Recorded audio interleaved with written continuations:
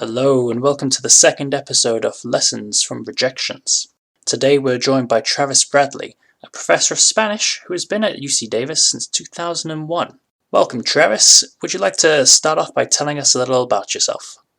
I think it's important to have some sort of life-work balance. So what I do in my free time is I'm an amateur musician. I play a range of instruments. I've been playing electric bass guitar for a jazz trio that I'm a part of. Thanks, Travis. Good to meet you. You mentioned that you'd be happy to share some memorable stories of peer review and manuscript rejection. What would you like to tell us? Probably my most memorable example is earlier on the tenure track. A manuscript that I had submitted was an outgrowth, an extension of a topic that I had worked on in my dissertation a few years prior. This was really my first real experience with coming into contact with anonymous reviewer feedback from this particular journal. To that point, I hadn't really seen this type of insider review, let's say.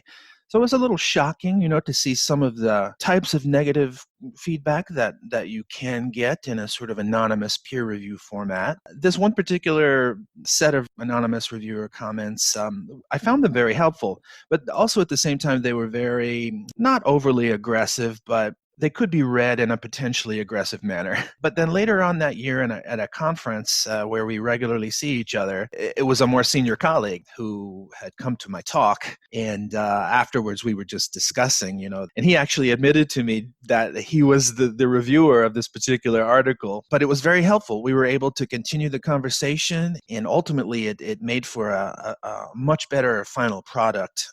That's a great story. Did unmasking the reviewer change your perception of the review?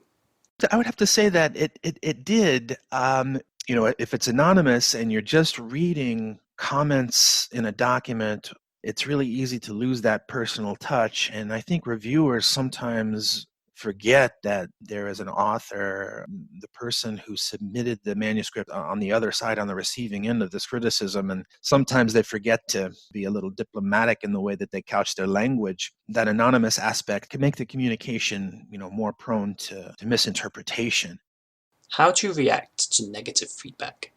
Well, I've noticed over the years that I tend to have two reactions, two parts of my response. One is the hurt or the pain that the ego suffers. So it's what the everyone has an ego or will develop at some point an ego.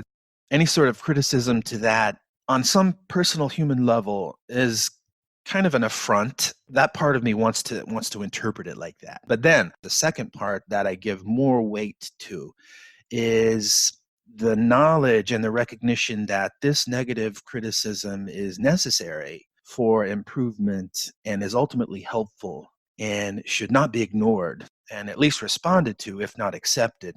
Could you expand more on responding to negative feedback and peer review? When the reviewers are asked to, when it's the same reviewers asked to review the resubmission, if they've reviewed it the first time and they're getting asked to review it again and have to read it again, they really do expect or want to see their initial changes either addressed or implemented or addressed in some way. And if they don't, well, it's not good. What advice would you give others with regards to dealing with and responding to negative peer review? Yes, the approach that I find myself using again and again is the one suggested by a former professor of mine. Read it, have your initial reaction, but then set it aside for at least a week, assuming you're not under some pressing deadline. Hopefully a week will have been a long enough time that you can then come back to the same exact print, the same exact words, reread them in a more calm, a more objective perspective, analyzing and picking apart the criticisms point by point without the ego getting in the way, without the initial reaction. Do you believe your feelings and reactions to negative peer review have changed over time? Definitely. A lot of my early experiences in dealing with rejection and criticism on manuscripts or works that I presented at conferences, a lot of that was, I remember, being internalized, feeding into the imposter syndrome that I, looking back now, realized that I was experiencing in graduate school. going through the peer review process seems to be a perfect trigger or an enabler for imposter syndrome. I mean, setting yourself up, you're at your most vulnerable to get anonymous, negative, poorly worded feedback. I remember thinking, in my early experiences with such feedback, oh yeah, this is confirming what I knew all along, that I am indeed an imposter and I don't know what I'm talking about. But over time, you do develop the sense that, no, you're not an imposter. You are putting forth your best faith effort. Other people reacted to it, and now you can use that to improve it. It took a while to make that change personally. What do you observe as being some of the outcomes of the change you refer to? Part of that was realizing if there's something a reviewer doesn't like about my manuscript, it doesn't mean necessarily that the idea is flawed or bad, or that particular theory or hypothesis or analysis of a data set that I'm putting forth is somehow flawed or incorrect. It could mean that I have done a poor job of communicating something I wasn't aware of as the author of the manuscript. That's a great point that you raise about communication, and perhaps having to take a step back from your work to be able to interpret it. Do you have any more comments? Yes, it's so easy to get lost in your own little world of the literature, the studies that you were reading in preparing a particular manuscript. It's so easy to know internally what it is you're trying to say. It's not at all easy or obvious how the reader or the audience will interpret what you attempted to say. Thanks, that's really good advice. So ultimately, you believe peer review makes your work better. Ultimately, yes. Whatever format it takes, for as negative as they may seem at the time, ultimately the goal is to improve your work, and it is a necessary part. I would dare say that most of the publications that I have, contributed to my subfield, very few of them have been single author publications, even though they may officially appear as such, because in every initial footnote, you will find an acknowledgement to at least 2 or 3, maybe 4 anonymous reviewers, in which I thank them for their contributions and their criticisms. And it really is a collaborative effort. Many ideas that I started out with in my first version of the manuscript ended up being scrapped or morphing considerably into a different state, all because of some crucial insight that a reviewer turned me on to. Throughout your career, have there been key people who have helped you overcome particularly harsh peer review? I would say one particular person that stands out in my mind was a professor I had in graduate school who I worked closely with. Our perspectives coincided and aligned quite a bit. So he especially was in a position to understand the type of criticism that I was starting to get as I was presenting my ideas in conferences in graduate school. It's great to find that kind of mentorship. Do you have a story you could share with us? There was a more senior professor in the field that was known for being aggressive in the Q&As of conferences. And he had previously, quote unquote, attacked, let's say, my mentor. And then a few years later, when I was starting to present my own work, he was, lo and behold, at some of my talks and starting to aggressively attack me as well. So that was yet another memorable case. Both of us, my mentor and then myself, a graduate student at the time, commiserating or reacting together to criticism that a more senior colleague had unleashed on both of us independently at separate occasions. That sounds tough, but it must have been nice to have had a mentor who has gone through similar experiences. So that was very helpful, not just in terms of solidifying my ideas, but also in terms of how do I respond to people like this? How do I respond to overly aggressive, callous reviewers. My point there, I guess, would be try to find a mentor, or even it could just be, a peer colleague on the same level with whom you can commiserate, talk about strategies for responding.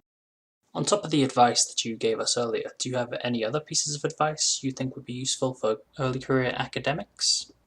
The idea of keeping open lines of communication between you and the editor, finding the right fit between your research, your specific paper, and the journal or the audience or the conference. That's oftentimes the most important question. One way to deal with that is to establish and maintain an open line of communication between you and the editors. Then you can send them a short abstract and just try to get a sense of whether this would be appropriate as a submission. And then later through the reviewing process, keeping communication open with the reviewer. If you don't understand what a particular anonymous reviewer is the point that he or she is making, that's something that you could clarify with the editor. Have your past experiences altered how you review the work of others? If so, in what ways? I have always tried to start out my feedback with positive. What is the most positive thing I can say about the manuscript that I'm reviewing? And then I always try to couch any sort of criticism, almost kind of like when you're writing an email and you want to be careful with your language such that it won't be interpreted in a sarcastic way or such that it won't be interpreted with malicious intent. If I think there's a fatal flaw in the study, then I definitely want to make that known. It would be unethical to let it slide. But also, I think there's a place to be made for making the feedback less harsh, but still getting a point across, especially when reviewing, because if it's just written, that's where the miscommunication can happen. What have you learned from your experiences regarding rejection and professional criticism?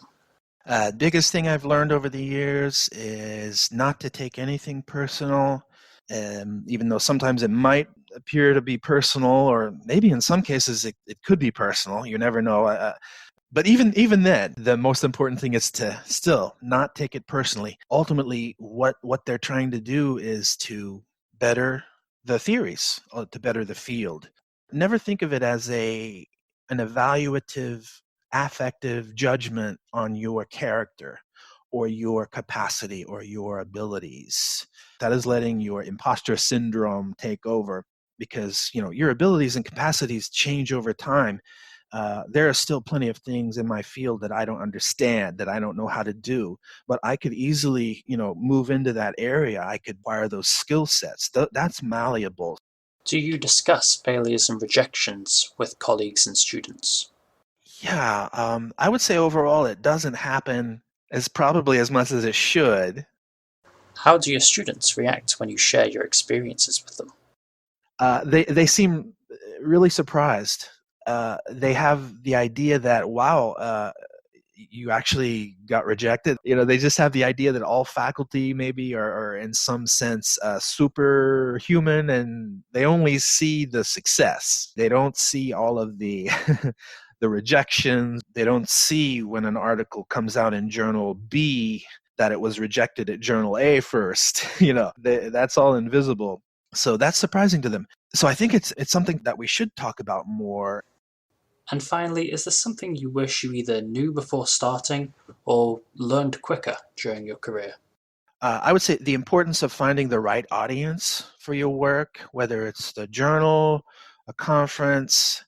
And then the second part, the importance of incorporating or at least responding to reviewer feedback or complaints. It goes back to the idea that the whole thing is a two-way conversation, you and then what the reviewers are going to contribute to it, and they will not be silenced. It pays to acknowledge or implement what they're saying or give an argument against it.